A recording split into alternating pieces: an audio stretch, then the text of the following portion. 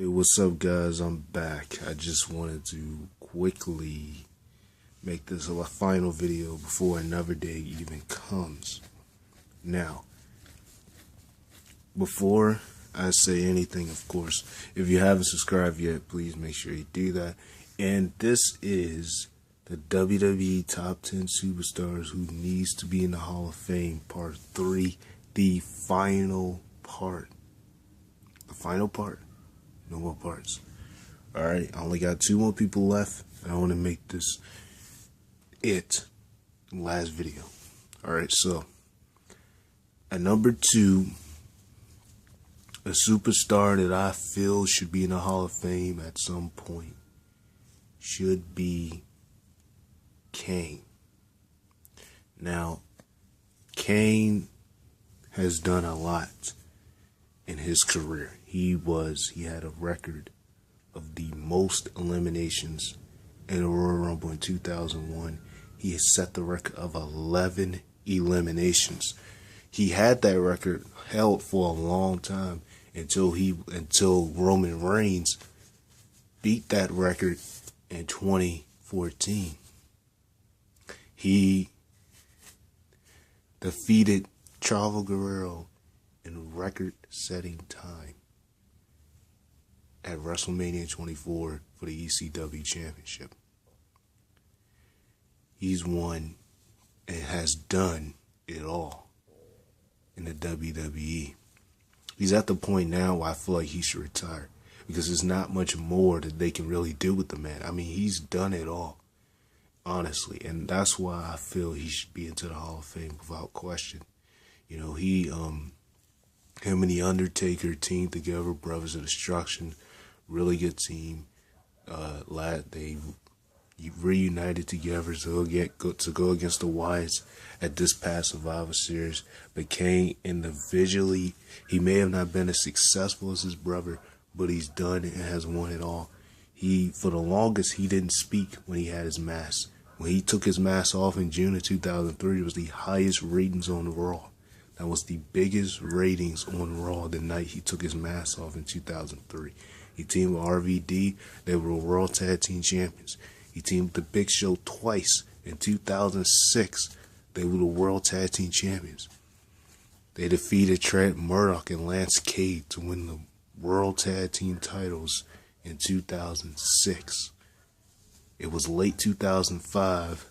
Early 2006, they were champions until they lost it to the Spirit Squad a little bit in April of 2006. My bad, it was late 2005. Kane is actually one of the weirdest characters who, when I was younger, you know, if you were one of those kids afraid of scary characters, you would have been afraid of Kane, because the man was freaky. He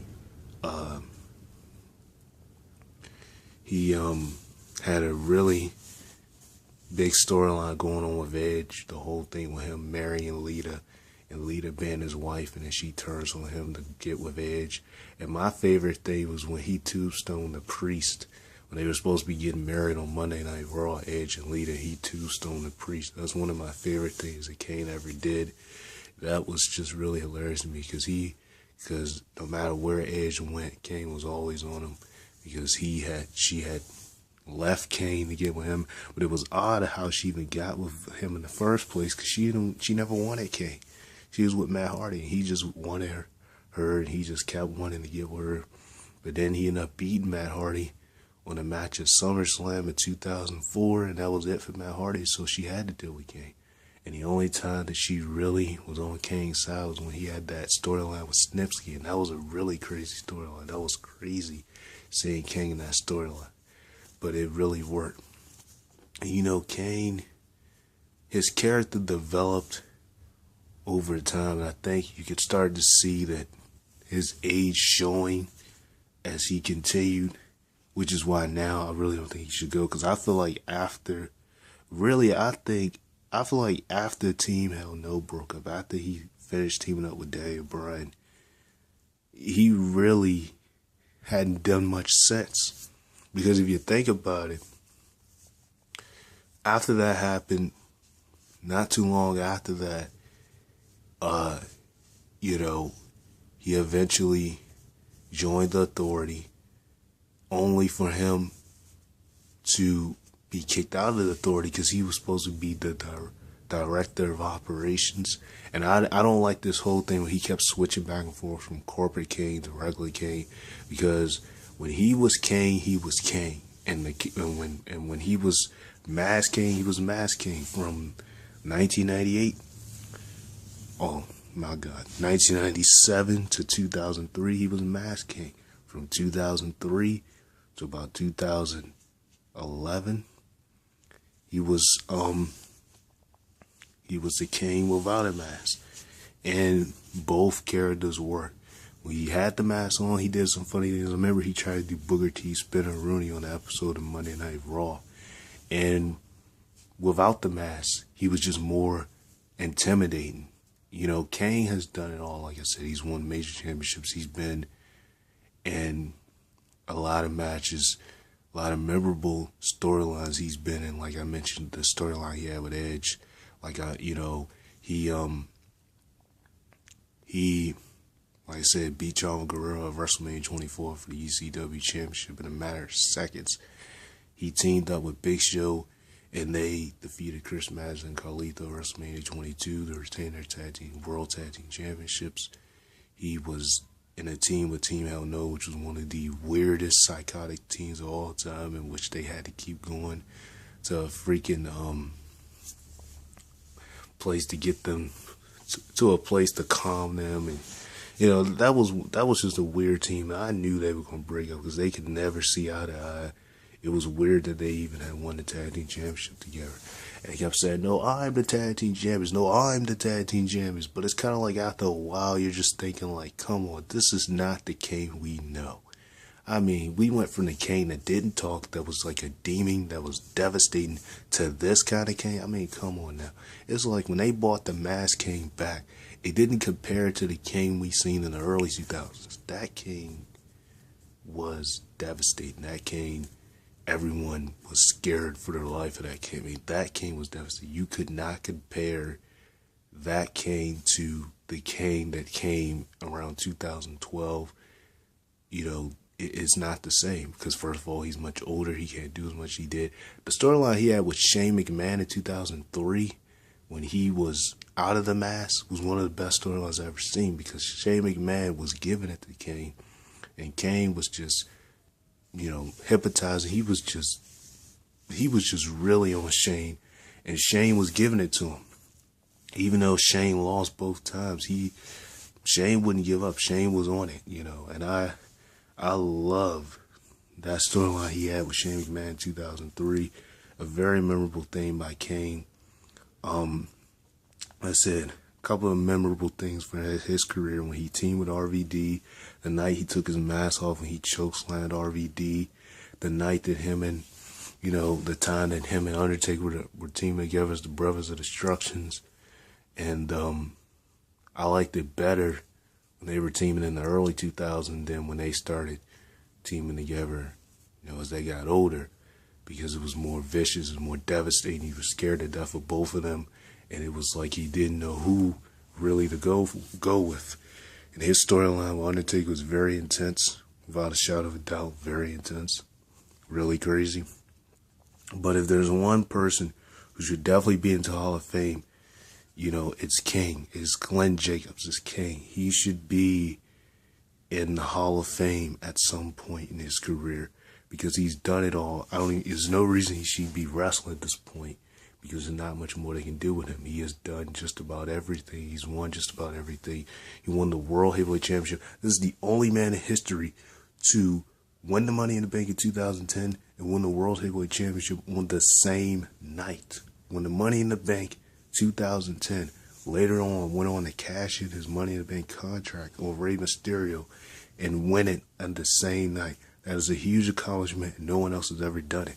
That is amazing.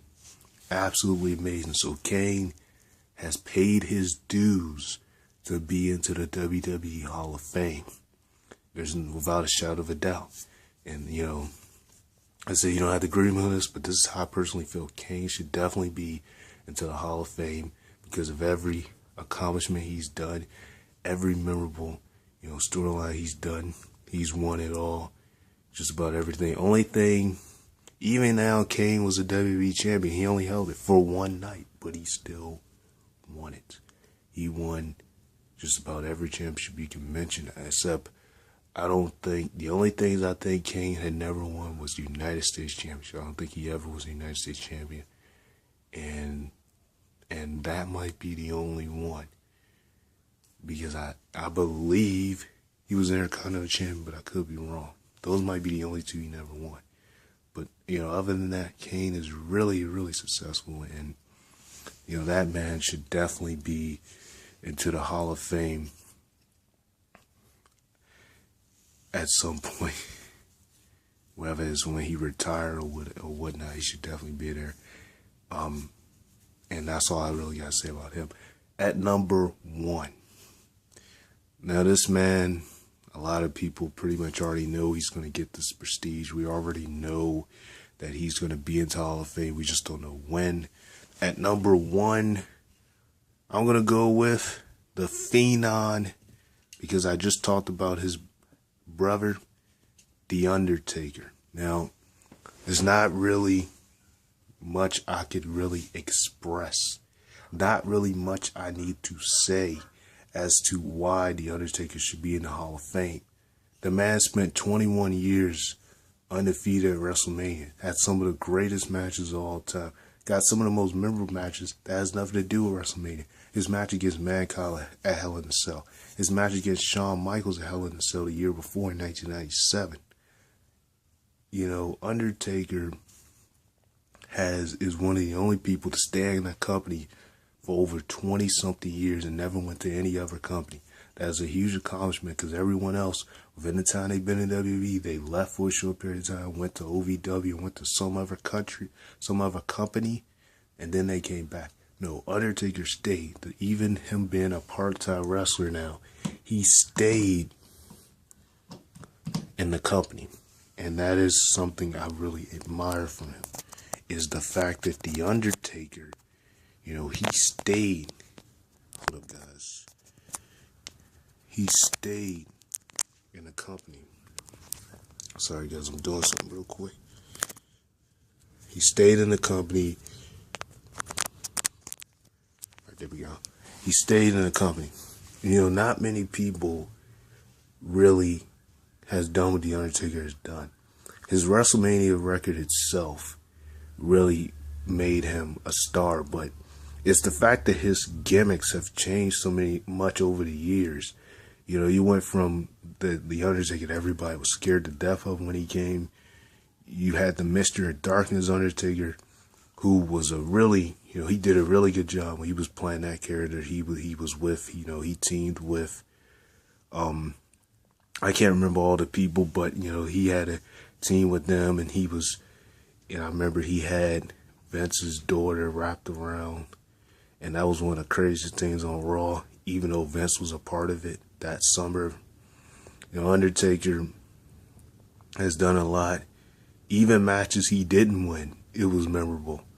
The Undertaker, you go from this time to when he got older, and he was just an amazing athlete. The things he could do, the matches he's had. I think, in my opinion, out of all the WrestleMania matches he had, my favorites are his times with Shawn Michaels, his matches with Triple H.